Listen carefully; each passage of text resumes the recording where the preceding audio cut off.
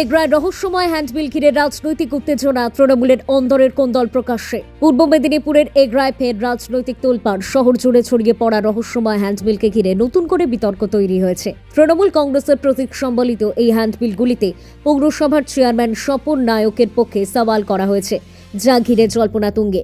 হ্যান্ডবিলগুলিতে শিরোনামে প্রশ্ন, এগরা তুমি কার?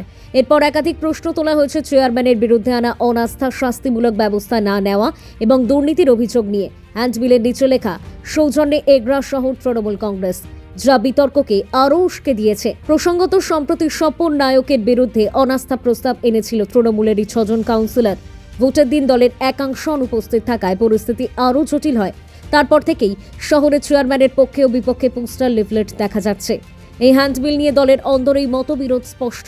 তৃণমূলের একাংশের দাবি, চেয়ারম্যানের বিরুদ্ধে অন্যায্য আক্রমণের প্রতিবাদেই এই প্রচার।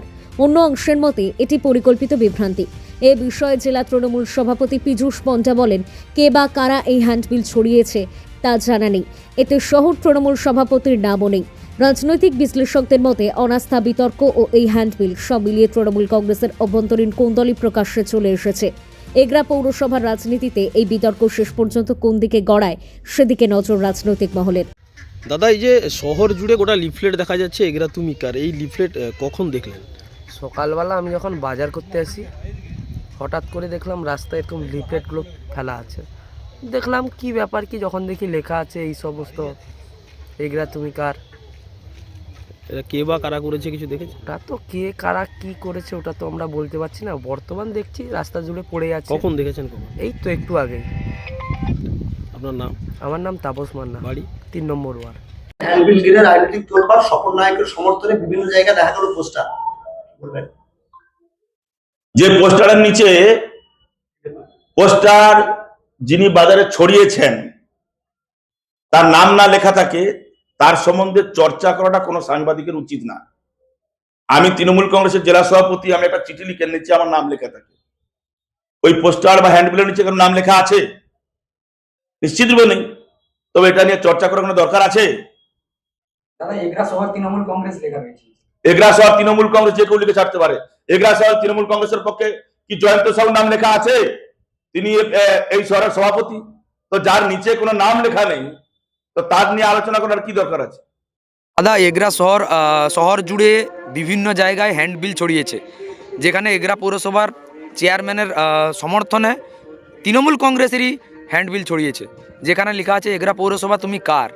কোথাও বা লেখা আছে যে এগরা শহরের ওই বিশ্রামাগার দখলমুক্ত করার জন্যই কি মিথ্যা দুর্নীতির মামলা করা হয়েছে। বিভিন্ন ধরনের প্রশ্ন এসছে, কি বলবেন এই বিষয়ে? না, এটা তো স্বাভাবিকভাবে পরিষ্কার বোঝা যাচ্ছে এগরায় তৃণমূল কংগ্রেস বিভাজিত।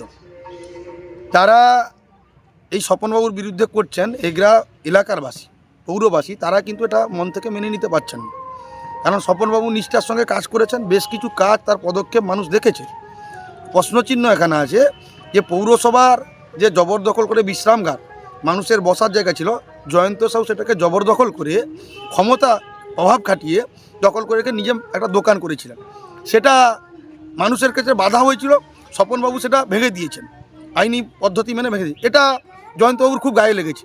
জয়ন্তবাবু সভাপতি হওয়ার পর থেকে স্বপনবাবুকে ফেলে দেওয়ার বহু চেষ্টা করেছেন, এবং আপনারা নিশ্চিত দেখেছেন যেখানে অনাস্থা এসেছিল, সেই আস্থা প্রমাণ করতে গিয়ে স্বপনবাবুর বিরুদ্ধে যখনই দেখেছেন বুমেরাং হয়ে যাচ্ছে, তৃণমূল কংগ্রেস সেদিন পরিকল্পিতভাবে হার নিশ্চিত জেনে, স্বপনবাবুকে ফেলতে পারবে না জেনে, তারা কি করলেন, সেখানে গণ্ডগোল করলেন।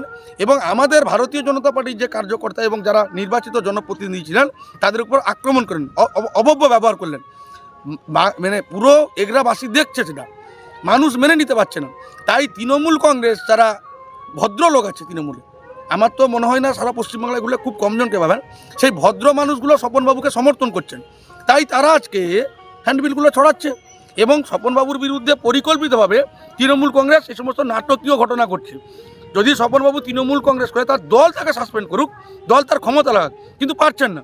যেটা করতে গিয়ে স্বাভাবিকভাবে এগরার যে উন্নয়ন, সেটাকে স্তব্ধ করে দেওয়ার গল্প একটা চলছে, এবং সেটা স্তব্ধ হচ্ছেও স্বাভাবিকভাবে। কিন্তু সেটা পৌর এলাকার মানুষ বুঝতে পারছে। আগামী বিধানসভা নির্বাচনে তার উত্তর দেওয়ার জন্য পৌর এলাকার মানুষ একেবারে প্রস্তুতি নিয়ে নিয়েছে। আপনার নাম? আমার নাম অমলেশ পাহাড়ি, ভারতীয় জনতা যুব মোর্চার মেদিনীপুর সাংগঠনিক জেলার সম্পাদক।